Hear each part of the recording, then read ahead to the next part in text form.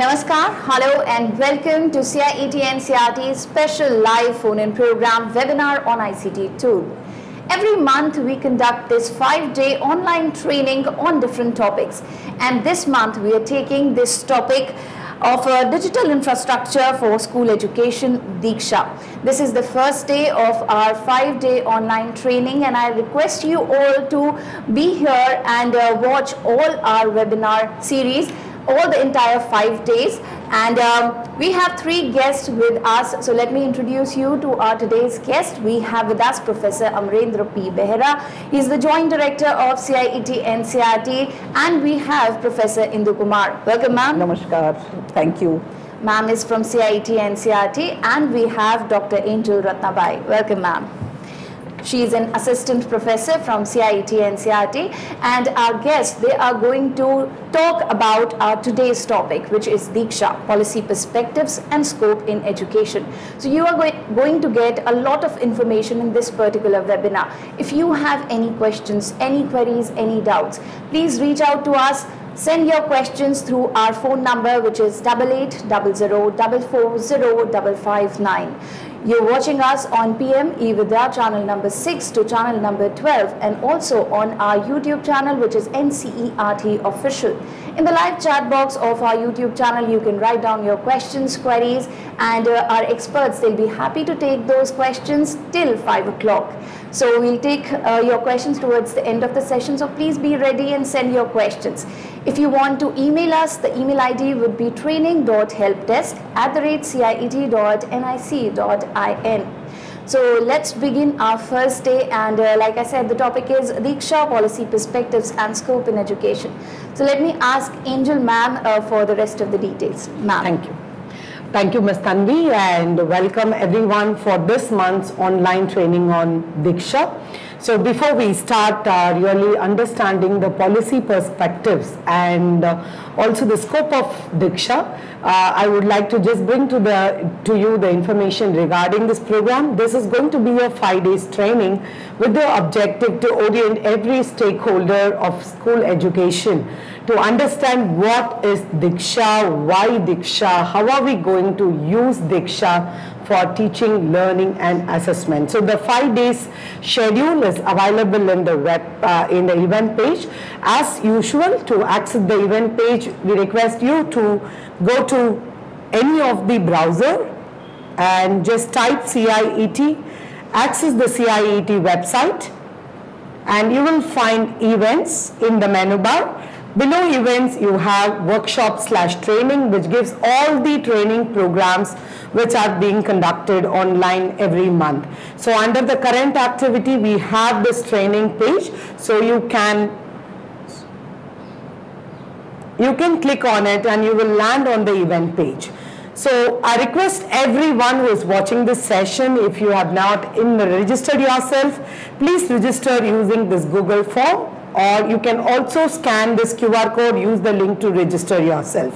And keep watching the live session through YouTube channel or through any one of the TV channel mentioned in this page, so that you are connected through the sessions. And as you are aware, at the end of the session, on the 5th day, a quiz will be launched, which is a post-session activity of this program. Those who score 70% and above in this quiz will be receiving the certificate. It was so encouraging to see last month we have issued nearly 20,000 certificates who have cleared more than 70%, though 40,000 plus people have attended the quiz. So it's really good thing that we are receiving response from people to participate in this online training. So you are welcome to be with us for this 5 days training on DIKSHA, and we also expect everyone to take part in the post training activity to receive your participation certificate. So today is the first day. We are going to discuss about DIKSHA from the policy perspectives of NEP 2020, and also what is scope of DIKSHA in teaching, learning and assessment. So let's listen from Professor Behera, Joint Director CIET, on what is the policy perspective. What does NEP 2020 talks about DIKSHA?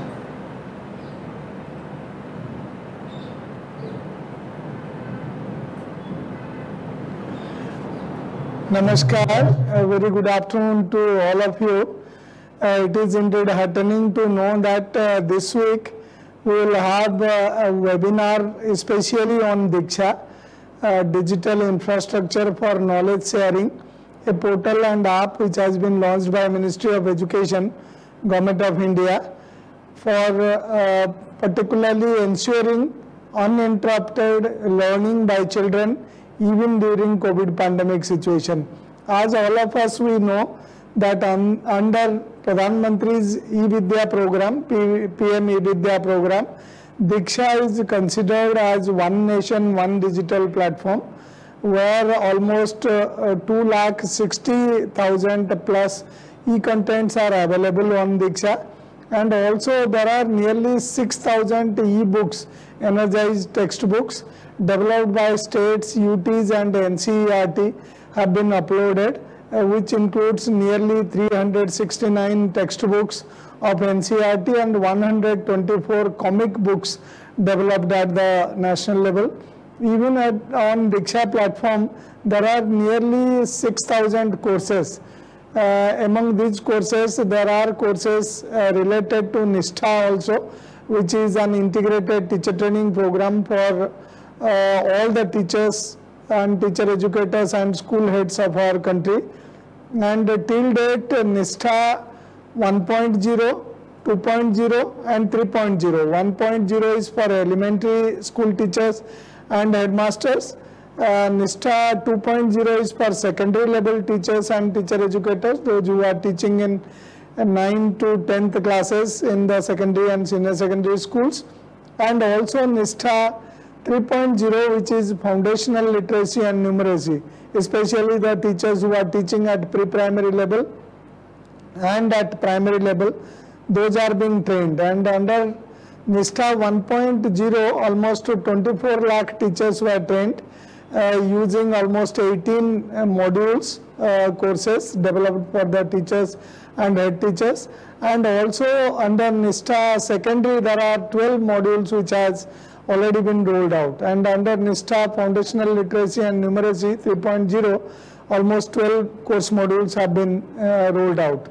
And nearly 25 lakh teachers, they are taking up NISTHA 3.0 FNL, and 10 lakh teachers are taking the NISTHA 2.0 for secondary level teachers. And if we look at the people, those who use, students and teachers, those who use DIKSHA platform, and every day from the data it is revealing that nearly 5 crore students, teachers, parents and all stakeholders, they come to the DIKSHA portal and they learn. And even in COVID pandemic situation, this was one of the boon and one of the world's largest teacher training and also e-content delivery platform. I must mention that the DIKSHA platform is housing contents almost in 36 languages, which includes 32 Indian languages, including Indian Sign Language contents also. And the DIKSHA not only provides contents, e-books and e-courses for the stakeholders, but also it provides resources for children with special needs, like a large number of Indian Sign Language videos on primary and upper primary classes, content developed by NCERT, are being uploaded on DIKSHA and used by the large number of HI children, hearing impaired children. And similarly, there are a large number of audio books, 3,000 plus audio books chapters uploaded on DIKSHA. So that indirectly enables the visually challenged children to access these resources in a time-bound manner and use that for their teaching, learning, assessment and evaluation purposes. Similarly also, on DIKSHA platform, we have a large number of energized textbooks developed by states and union territories and also NCERT. And these textbooks are embedded with QR codes in the digital copies also and in physical copies also. The QR codes, quick response codes, are printed in the books. Using those QR codes, even children they can scan the code and see the DIKSHA resources anytime they want. Another feature of DIKSHA platform and the dissemination of digital content includes that coherent access to digital content. Why coherent access? Because the same content which is available on DIKSHA portal like audios, videos, interactives and assessment questions, even events and all, most of the videos and audios, they are simultaneously available on 12 PME Vidya DTH TV channels from classes 1 to 12th as coherent access. Suppose at home we have many kids, suppose there are 2 siblings at home and one TV set is there or one mobile phone is there at home, so how they will use the content? So maybe one child can watch the content on mobile phone and the other child can watch on TV. Even the child can scan the QR code given on the TV screen and watch the content on the mobile phone as well. So these are some of the features just to enable that the different stakeholders, they use these contents. Even DIKSHA portal is GIG compliant, Government of India guidelines compliant, and W3C World Wide Web Consortium compliance is there. That means that the font size of the website, particularly the content used, even the color coding that people can see it using many color contrast so that the visibility of the site is done in a better way. So therefore these features have been enabled so that children with special needs can easily access the contents on DIKSHA. So with these words, once again I invite all of you to this 5 days webinar on DIKSHA platform. So I request the teachers, students, teacher educators and school heads and educational administrators to carefully go through these sessions, and we have also embedded quizzes into these sessions which are being rolled out in the form of courses.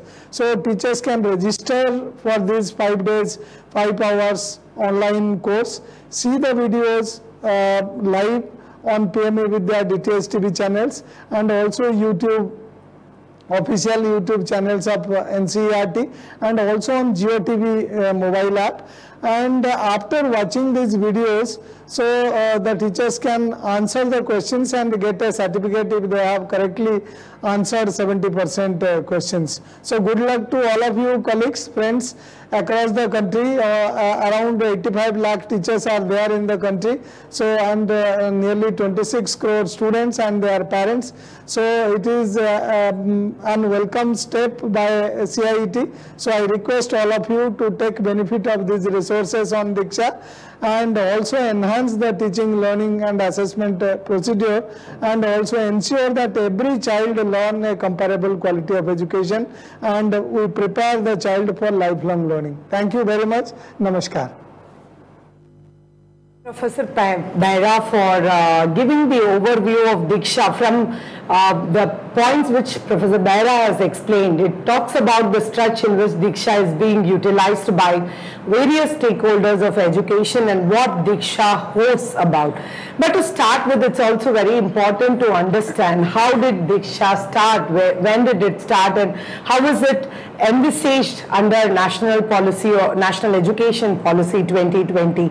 So I request Professor Indu Kumar to enlighten us like how DIKSHA is envisaged under NEP 2020, and also if you can tell us about how did it origin, when it was originated, like, or when it was initiated, so that we try to know more about DIKSHA. Thank you, Dr. Angel, for putting up this very basic question. In fact, leveraging technology for the benefit in this technology-driven world, it is very, very important to leverage technology for enhancing the quality of education. We all know that children nowadays, they are technology native, using technology for various purposes. In this context, it is very, very important to channelize their technology usage to for the educational purposes. So to get into the context of DIKSHA coming into being, let us go a little bit historically. Let us see a timeline which is there on the PPT, which we have to understand how technology use started, education technology started, and how it gradually came on to leveraging DIKSHA for the educational purposes. So you can see in the timeline that ET scheme has been started, was launched in 1972. So starting from 1972, the emphasis of the usage of technology was recognized in a more concentrated manner, and we move on to launching more and more technology uses or leveraging technologies for educational purposes. Like you can see on this timeline that gradually a lot of ICT initiatives were launched, where INSET is there, class project is there, NEP 1986 and its program of action in 1992 was there, where there was also recommended the use of technologies, technology for educational purposes was recommended. After that, ICT at School scheme was launched, and then the revised ICT at School scheme was launched, and then later on ICT policy, NROER, ICT curriculum. Digital India campaign was launched in 2015, under which e-Pathshala initiative and e-PG Pathshala initiative for higher education was launched. And in 1917, three very important initiatives were launched, under which DIKSHA is one of the initiative, other ones being Swayam MOOCs, Swayam Prabha DTH channels, and DIKSHA I have already mentioned. And in 2018, we can see various other initiatives related to technology uses, like cyber safety and security, and developing guidelines for digital education. All these things were launched. Then we can come on to the National Policy of Education, which is launched in, given away to the country in 2020. So National Policy of Education 2020 has recognized use of technology in education in a very, very big way. So you can see here on the screen what are the recommendations of for online and digital education in NEP 2020.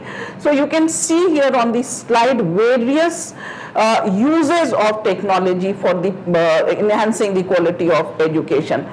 So the most important component is having a basic digital infrastructure, so that without the basic digital infrastructure, it is not possible to exploit the existence of technology in a very fruitful manner. So digital infrastructure is very, very important, and as we all know, the very name of DIKSHA, the abbreviation of DIKSHA is Digital Infrastructure for Knowledge Sharing. So DIKSHA has been envisaged, though it was launched in 2017, but gradually it is being evolved, and we are taking care of the recommendations of NEP 2020 to evolve DIKSHA in a big way. So it is a digital infrastructure which is leveraged for school education. Then having digital resources are also very, very important. So as Professor Behra has already mentioned in his deliberation, how many resources and what are the different types of resources that DIKSHA is housing. So it is a storehouse of various digital resources, and it has been seen or visualized one kind of digital infrastructure for sharing knowledge, for leveraging knowledge, and to bring on to the various stakeholders on DIKSHA platform. If we go on to the same slide, we can see other recommendations made in the NEP 2020. So developing portal, apps and tool. So DIKSHA is available in the form of a portal and also in the form of app. Then telecast and broadcast, we will go on to this aspect later on, and how this is linked to DIKSHA as a multi-mode delivery of educational content. Then e-governance, online assessment and examination, building digital competencies of student is very, very important recommendation that has been made in NEP 2020, and DIKSHA has this possibility also of having the component of enhancing digital competencies of our students. Then content, pedagogy, technology integration is another aspect which is very, very important. So on DIKSHA, we have various kind of resources which can be pedagogically integrated into the learning plan of teachers to enhance the classroom processes or classroom interaction with the students. Then capacity building of teachers and teacher educators is very, very important to integrate technology in a more comprehensive manner. So DIKSHA also have this possibility of capacity building of teachers and teacher educators, then laying down standard for everything that we do using technology. So that is also very, very important, and there are standards which are laid down by various initiatives that CIET and CRT is doing in the form of leveraging DIKSHA and also for various other initiatives. That was all about the policy perspective of DIKSHA, Dr. Angel. So in this given context, the DIKSHA is being evolved in a big way to meet out the recommendations of NEP 2020. It is very encouraging to see how one platform has envisaged all the recommendations which is given under ICT in education and digital education in the national policy. And as Professor Bhairav was also mentioning, that PME Vidya is something as a broad umbrella under which DIKSHA is one of the components. So can you also little bit elaborate on it, like how it's becoming one part of the PM's eVidya as a mission kind of? So PME Vidya is one kind of an umbrella project where this eVidya project is being leveraged for multi-mode delivery of education. So you can see here on this slide what PME Vidya focuses on. PME Vidya focuses on unification of efforts. So the fragmented efforts need not to be done for education. We have to have unification of efforts to save time and energy, and to have a vision of having everything in a coherent manner. So it enables multi-mode access to education, PME Vidya project. So here you can see it focuses on delivering multi-channel learning continuum, where television is also being leveraged for educational purposes. Radio, potential of radio is also being taken care of. Then DIKSHA is one component of this PME Vidya initiative, where there are a lot of possibilities which we will explore during these 5 days. Today is day 1. So we are just having an overview of DIKSHA. So DIKSHA is being seen as one nation, one platform for school education, involving all the state and UTs, having e-contents and QR coded energized textbooks on it for all the grades. Then there are special e-content for children with special needs, which is being developed, and it is also being linked to DIKSHA, and also television and radio are also being leveraged to disseminating the content for children with a special need. Then online courses are also one of the component of PME Vidya, so that quality content, similar quality of content can be delivered to all the teachers of this nation to have their professional development, because technology doesn't discriminate. It leverages same quality content to all the teachers out there, and also handholds them wherever they are being stuck up. So that these are some of the provisions which are envisaged under PME Vidya project, and various initiatives, though they are separate initiatives also, television, radio, DIKSHA, courses on DIKSHA, and content for children with special need.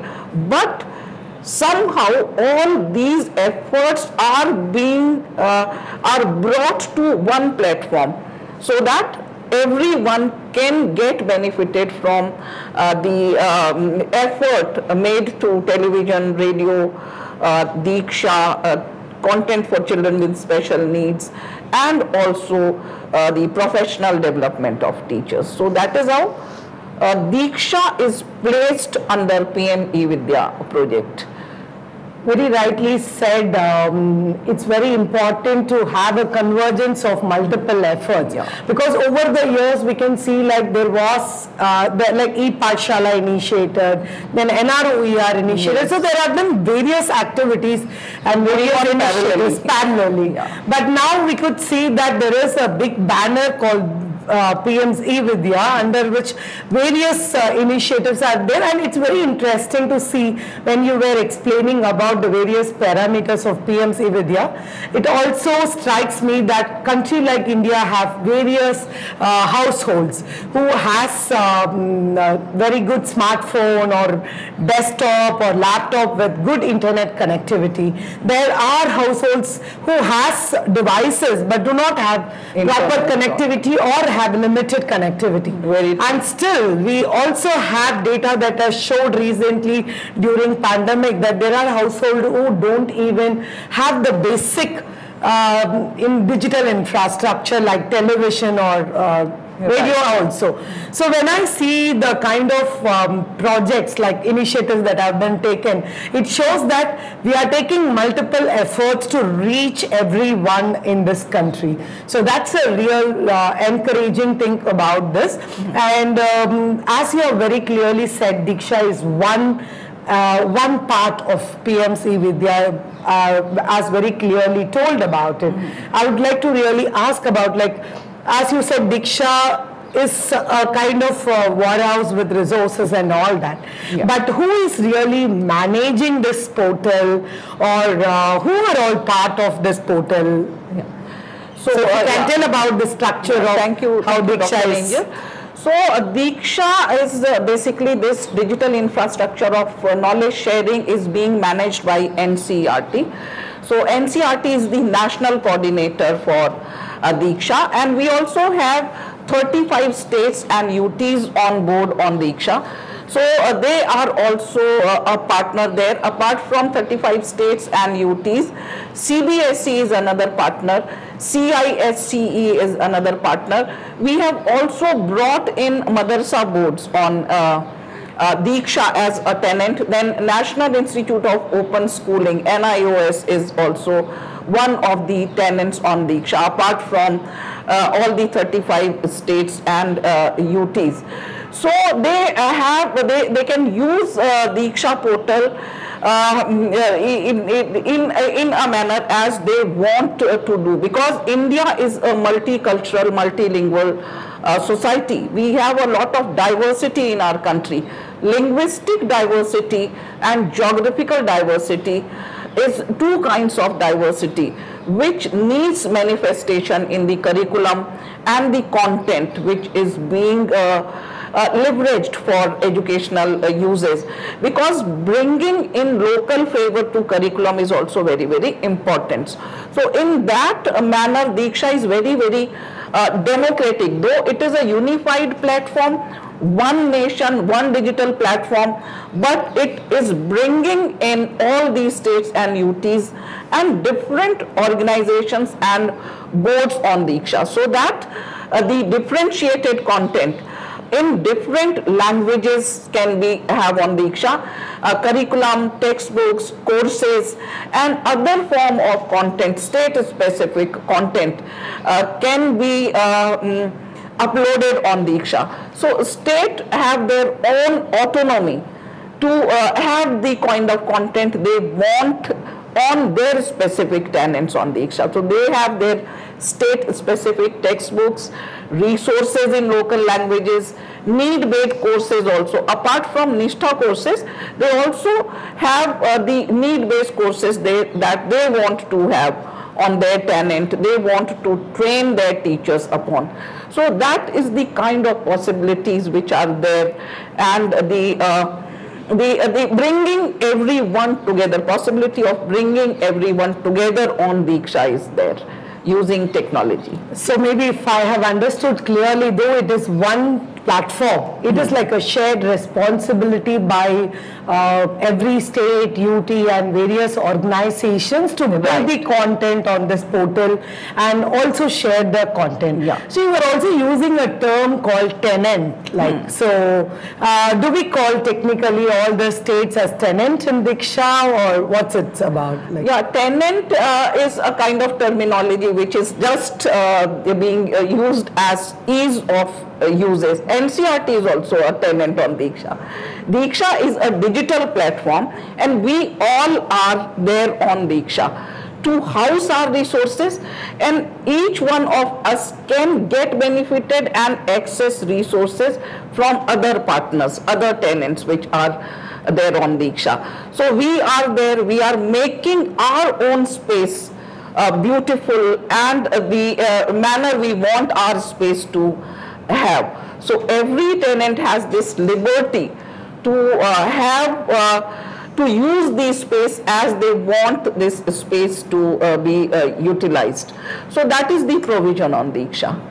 As you were talking about this tenant, so I was quickly opening the DIKSHA portal. Yeah, that will be really so if we see this DIKSHA portal, I was able to see what you were talking about tenants here, because when I see here in the first page, opening page of DIKSHA, I could see here that you can explore separately what content are published by NCRT, and also what are things published by CBSE separately, NIOS separately, and also in the states and UTs I am able to select a single state at a time and then explore that. Yeah. So I am able to see that the content which are shared by a particular state can be accessed in this. So it's really very interesting to see that DIKSHA is really shared responsibility by various states, UTs and autonomous organizations. So that's what is like. It's very nice to see that all the states are at one place. Can you also explain the various capabilities of DIKSHA and who are the various stakeholders who can be benefited out of DIKSHA? Yeah, so can we, so here on the slide we can see that DIKSHA is used to enhance the capabilities of students, teachers, administrators, parents and community at large. So these are some of the stakeholders which are there on DIKSHA. So we have a lot of content for students, for their capacity building as self-learners and also as the user of resources which are there on DIKSHA. So we have teachers as the users of DIKSHA. We have a lot of pedagogy-driven content on DIKSHA. They can access content, integrate that with the content that they are going to teach, and they can enhance their pedagogy that they are actually imparting in the classroom. We also have content for the capacity building of teachers, as I have already mentioned, and a lot of courses which are which are posted by states, different states and UTs are there, and in near future we are also going to have courses for Madrasa board also. So we are in communication with them, and we are also heading towards capacity building of Madrasa boards also, which were as of now were seen as isolated from the mainstream. So we are bringing teachers community which are not brought in mainstream earlier, to bring them into the mainstream through leveraging the potential of DIKSHA. Then there are courses for administrators also. We cannot bring any change in the educational system until and unless administrators in the school education are also trained. Their capacity building is also done. And also parents also need to be brought in, and the community at large. So these are the various stakeholders on DIKSHA, Dr. Angel. So yeah, and the kind of resources we will be having in another session we have for each of these stakeholders. Very good. So we are looking forward to know more about what kind of content is available for each of the stakeholders.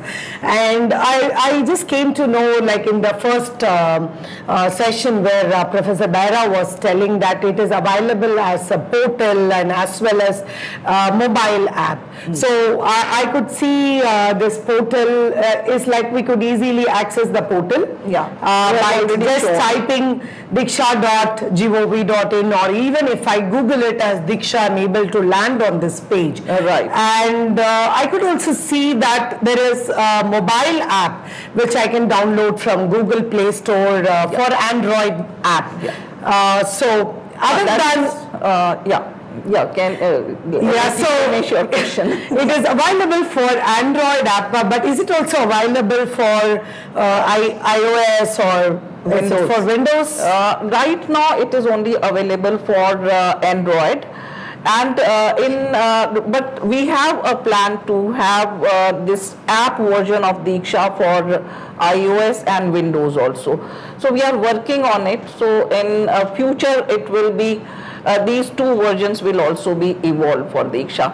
And we are also trying to evolve an offline version of DIKSHA. You rightly mentioned in when you begin the session that we have various types of households in our country where there is a problem of internet connectivity, and also the there is a differences in possessing the devices also in different Indian households. So if we have the offline version of DIKSHA, we can place the offline version in schools also, so that the geographical locations where there is an issue of internet connectivity can access DIKSHA offline. So it is also being evolved, and also, as I mentioned, the app version for iOS and Windows. That would be really a great initiative that's coming up to help everyone who's not even connected through connectivity. So we can also show a bit how we can download the app from the Play Store, Dr. Angel. Okay.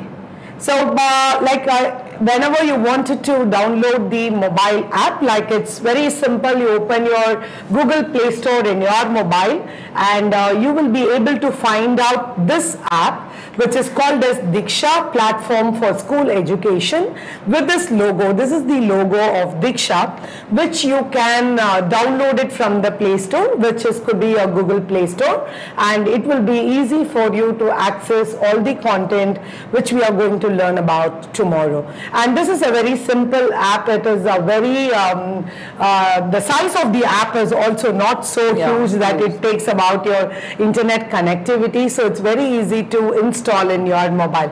So it's handy in your hand. Wherever you carry your phone, you will be able to access the content. So it's very important to know that there is an app available for DIKSHA.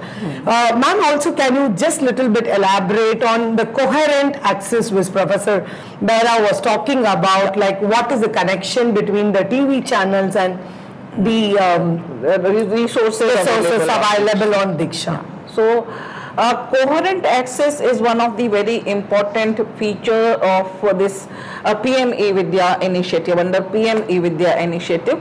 So that same content and same quality of content can be placed on each of the modes that we have. It is about multi-mode delivery of the content. If we go on to the slide, we can understand it better in through the picture that we have on the slide. So here you can see that DIKSHA is available in the form of a portal, can be accessed through desktop or laptop, and then it is also available for a mobile app that we have already discussed.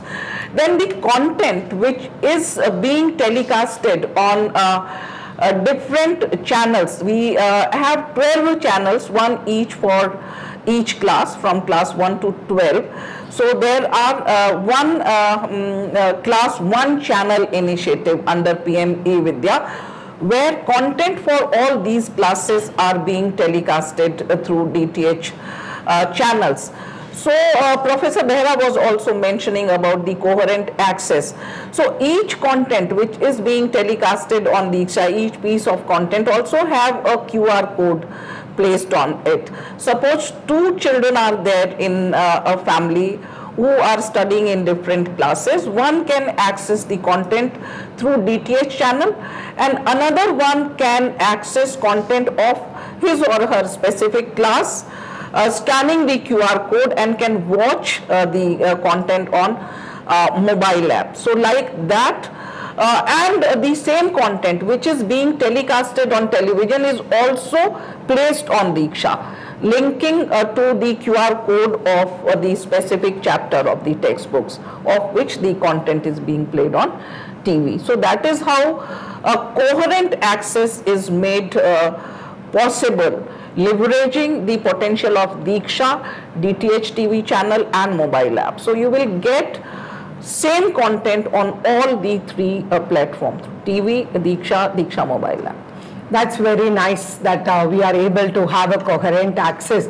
I was also seeing in the DIKSHA platform that it is mentioned in the platform all the content released here are under Creative Commons license. Yeah. So can you also help us to understand what is this Creative Commons license and why is it written on DIKSHA? Yeah, that is also very, very important to know. So Creative Commons licensing policy makes it possible to access the content for all the users, all the stakeholders. The content is freely available, I want to say. So if we release the content under Creative Commons licensing, the content is released at free and open source content. So this licensing makes it possible to release content as free and open source content. Okay. So the details of there are different licenses, 6 licenses under Creative Commons licensing policy. So different kind of contents are being leveraged using these different licenses. So in the session to come, we will be throwing more light on the licensing policy on DIKSHA. So right now it is important to know that content are being leveraged under Creative Commons licensing policy. And if you go on the website of Creative Commons, you will get to know the details of each of the 6-7 licenses that Creative Commons have. Okay. So it's information for all those who are participating in the session. So it's very important to know about various licenses under which these resources are being released. Though as part of DIKSHA session, we are going to know what licenses are used. Coming month, in the month of April, we are going to have a complete 5 days online training on open educational resources. So be connected with us to learn more about it in detail, but we will be trying to understand from what Professor Indu Kumar said is these content which is released under DIKSHA is allowed for you to easily access the content free of cost, and just not to easily access the content, you can reuse, reshare and republish as well, depending on the license. Right. So we will be coming to know little more on this. Customize the content. Okay, you can also customize the content according to your need. So we are going to see that in the coming days in this training as well. Right. So this is very important point to carry forward. So coming to, there are lots of questions coming in. One or two questions I would like to take it forward to for discussion. So what is the future prospects of DIKSHA in school education? Yeah, so if you can. Yeah, it is very, very important to know the future perspective of DIKSHA, what we have in store for the stakeholders on DIKSHA. So, and that too is also keeping in view the recommendations of NEP 2020. So there are 5 areas which has been identified as the important areas of concern under NEP 2020. One is the development of foundational literacy and numeracy among school children, that is FLN, under Nipun Bharat Mission. So we already have this objective of NEP 2020 has already been met, but we are still evolving. So we have a different vertical on DIKSHA which contains all the FLN resources, foundational literacy and numeracy resources, so that the users of, the stakeholders of foundational literacy and numeracy can get all the resources at one place. Another important area which is coming up is adult education. So we have also developed a vertical for adult education on DIKSHA, which is still evolving. We have created the vertical, some content is placed, but in near future it is for adult education and lifelong learning. So lifelong learning and adult education content will also be placed on that vertical. So another important area is vocational education, because earlier the vocational education stream was not very favorable stream for the school children, but it is very, very important for the development of a nation that vocational stream can be brought forward. So there is also a separate vertical being developed on DIKSHA for vocational education. And children with special need, so is also emphasized in NEP 2020 in a very big way. So we are also planning to have, it is our future plan, we have already initiated it, to have separate vertical for children with special needs on DIKSHA, although we have content, but a separate vertical is not there. So we are going to have this separate vertical also on DIKSHA, and we will talk about it in a 4th or 5th day of this training, this webinar series. Then another component is having online labs on DIKSHA. So there will be language labs, there will be mathematics labs, there will be science lab on DIKSHA. So we are also working towards these initiatives as the future initiatives to come on DIKSHA. I could see in the program schedule that there is a complete day dedicated to discuss about all this other verticals which is there on DIKSHA, including how anybody can contribute content. So I think like we have to be connected on all the 5 days to completely understand this DIKSHA point. So thank you so much for briefing us. This is the very first day where we have tried to understand what is the policy perspective of DIKSHA and what is the scope of DIKSHA. But we are going to go through every day, one day dedicatedly understanding what are the various digital resources available and also how to access this resource, what are the various parameters available, verticals available, how you can contribute content to DIKSHA as an individual. Also, what is the cyber safety and security aspects of DIKSHA. So there are much more sessions coming up. So today to just give a final touch to the session. Like there is a question as well asking what are the main features of DIKSHA. So we can take it as a carry away message today. DIKSHA is a it's a warehouse hosting various digital resources in terms of not just the digital content but also in terms of courses and much more to come. So I think tomorrow we are going to have an in-detail discussion on various resources. Yeah, you are requested to be connected with us to go forward and learn more about DIKSHA. Absolutely. Thank you. Thank you so much, Dr. Angel. Thank you so much, Indu ma'am, for being with us, for telling us all about DIKSHA, its aspects, how we can use it, everything. And not only me, our viewers, more than 3,700 people are watching this program right now, and they are thanking you. And some compliments we have received for both of you and for this entire session. I would like to read out a few. One of the persons said, DIKSHA is the powerhouse of learning. And they are saying it's a very useful, knowledgeable session. You've given a nice presentation, and it's a very valuable training, informative, excellent, and it's a praiseworthy content.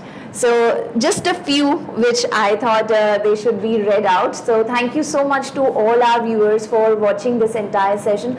Please be with us, and I would like to say once again that if you haven't registered yourself, then please register once again. You can visit our website ciet.nic.in, and there you'll get this page. When you'll click on the events option, the second last option is workshop/training. If you click on it, you'll open this page, and it has all the details of the current activity. If you click on this link, you'll get this detail on online training on digital infrastructure for school education, DIKSHA, which is going on. All the details for 5-day schedule is mentioned over here.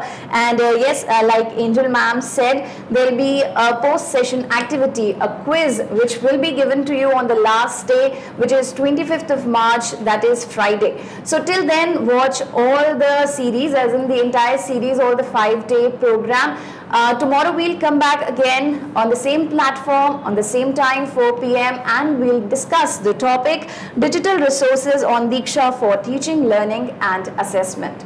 So till then, thank you so much, and thank you so much, ma'am, once again. Thank you. Thank you so much to Professor Behra as well for his valuable input. And we're closing this session for now, but stay here, don't go anywhere. We're coming back with our, again, special session, which is Sahayog, Guidance for Mental Well-Being of the Children. And the topic is going to be overthinking and procrastination, a deadly combination. So keep your questions ready and take care. Namaskar.